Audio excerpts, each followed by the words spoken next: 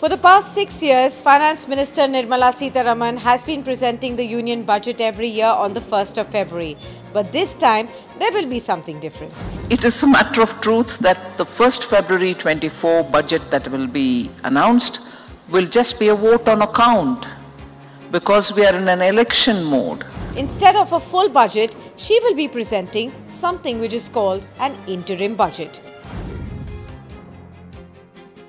This year, that's 2024, is the year when India would go for general elections. The budget that is presented when general elections are due is actually called the interim budget or the vote on account.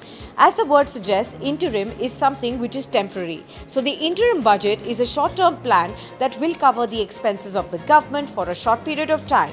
In this case, until a new government really takes charge after the elections. An election happens during the summer, the coming summer.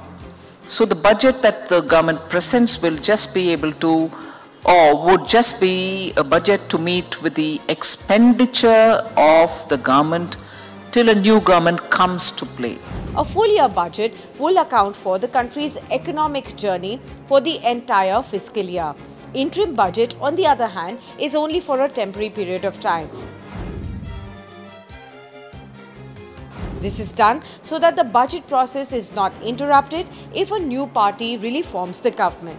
The departing government prepares an interim budget so that all the government operations, the key services, the programs can actually run smoothly till the time a new government takes over. For the same, the ruling government requests for a vote on account. This is like an advance that is given to the government from the Consolidated Fund of India. The Consolidated Fund of India is where all the money that the government gets through income tax or customs or even the non-tax revenue is actually kept. Now, to ensure that the present government does not bring in any policy that might influence the voters, the Election Commission of India has also put some constraints on the interim budget. The government cannot introduce any tax benefits or policy changes that will influence voters in favor of the current regime. That budget, following the British tradition, is called vote on account. So no spectacular announcements are made at that time. So you may have to wait till after the new government comes in. The next full budget, which will cover all aspects of the government finances, will actually be presented after the general elections really take place. The tentative date for that one, as of now, is July of 2024, when the next government will actually take charge.